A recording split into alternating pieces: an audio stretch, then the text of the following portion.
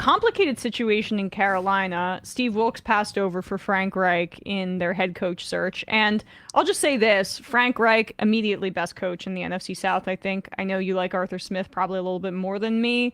But still. But still, I mean, Frank Reich was unjustly fired by the Indianapolis Colts. He had a lot of success there, and that was a case of an impatient owner. And by the and Reich with had like been, shitty hands too, just in terms of like who the he had to quarterback work position. with. Yeah, exactly. It was like, not a good situation for Reich, and so I think this is a really good move by the Carolina Panthers.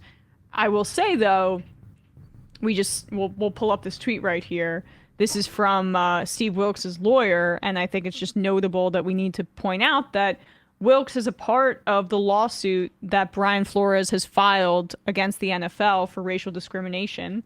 Wilks was a one-year, one-and-done head coach for the Arizona Cardinals in 2018 when they were not supposed to be very good, and this is what I've tried to point out many times, that Lovie Smith getting fired, David Culley getting fired consecutively by the Texans. The Texans is not that. I mean, when you measure them just on their record, yes, they had bad records. The point is that they were purposefully going to be bad for tanking seasons. Right, and the teams were bad. The teams were bad. The teams were not good. And the reason that those guys got hired was because there was an understanding by that racist organization that they're not our long-term coach. So it doesn't matter what we do to their careers. Doesn't matter that this will probably preclude them, especially in David Culley's case. Lovie Smith, I mean, this was like a retirement kind of situation for him, but especially in David Culley's case, this is going to preclude him from getting a head coaching job ever again because the record's so bad, and that's how these guys are judged. That's part of the racial discrimination against black head coaches, is that when they are hired, oftentimes they're put in no-win situations where they get screwed over. And so this is what Wilks' lawyer had to say on Twitter in the wake of this, saying, "We are shocked and disturbed that after the incredible job Coach Wilks did as interim coach, including bringing the team back into playoff contention and garnering the support of the players and fans." By the way, we should say players have been speaking out in favor of Wilks behind the scenes, which adds another wrinkle to this, that he was passed over for the head coach position by David Tepper. Second tweet here. There is a legitimate race problem in the NFL, and we can assure you that we will have more to say in the coming days. So that's fascinating. Also fascinating to note that Brian Flores has been in the conversation, the person who headed off this lawsuit, former Miami Dolphins head coach, who, just because now the Dolphins are fantasy darlings, it's quite similar records for when Brian Flores was the head coach there, by the way.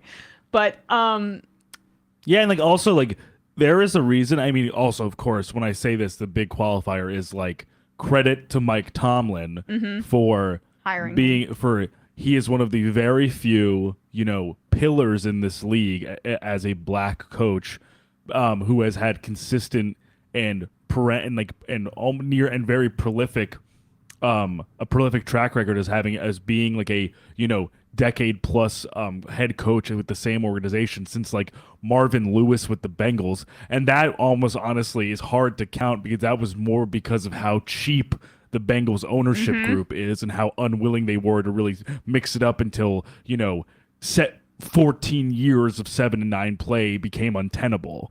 And credit to Mike Tomlin for seeing Flores' firing and the kind of how he was jerked around by the Dolphins for what it was, and saw how very talented Flores is and was, and giving him the opportunity to join another staff, keep that team, keep the Steelers competitive when they were not expected to be that competitive. And now Flores is still in the running for some head coach offerings when a lot of these black coaches who get put in interim roles get kind of shafted or are papered over for either nepotism cases or other, standard fare, oh, this guy was a coach 10 years ago, let's give him another shot. Yeah. Flores he was able to not get completely lost in the shuffle and remain a viable candidate. Well, the viability is interesting, and that's what I was kind of stumbling over a second ago, is just that the fact that the Cardinals are included in this lawsuit and Wilks is a part of it, the fact that they're considering hiring Flores is interesting, Definitely, right? yeah. Because Wilks and Flores are a part of this joint action against the NFL. Wilks joined it later, and that could protect the Cardinals legally if they were to have Brian Flores. Right. That's a note that I know Mike Florio has hit on. That doesn't mean that Flores doesn't deserve it. He does. And also it's a good fit for the Cardinals, who probably want something the exact opposite of Cliff Kingsbury, yeah. college, cushy, undisciplined kind of situation.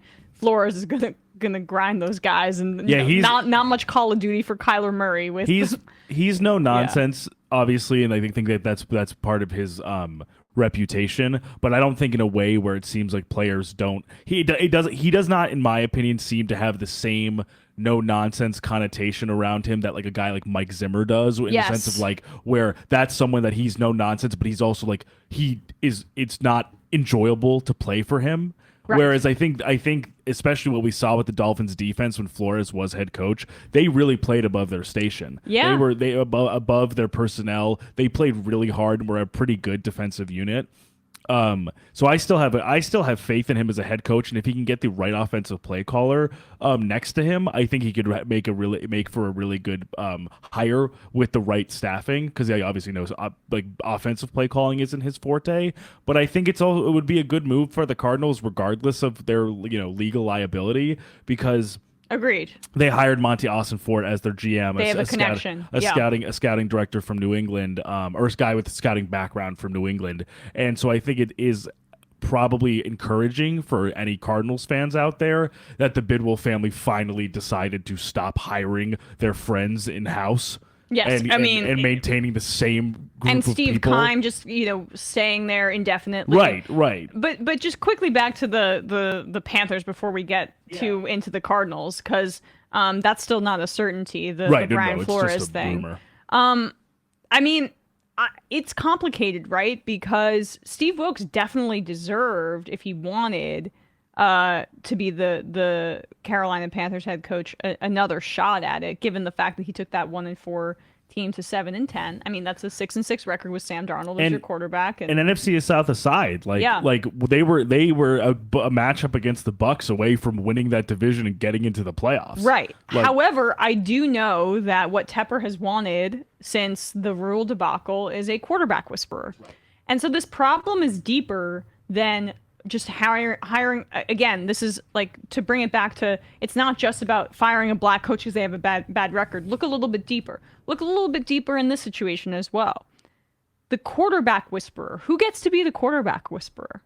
Usually it's a white guy, right? And I understand teams wanting a coach that's a quarterback whisperer. I mean, the Giants literally just are in this lawsuit because they wanted to go with the quarterback whisperer over Brian Flores. Right. And this is going to be an issue for defensive head coaches in the league. And Belichick texting the wrong Brian. Yeah, well.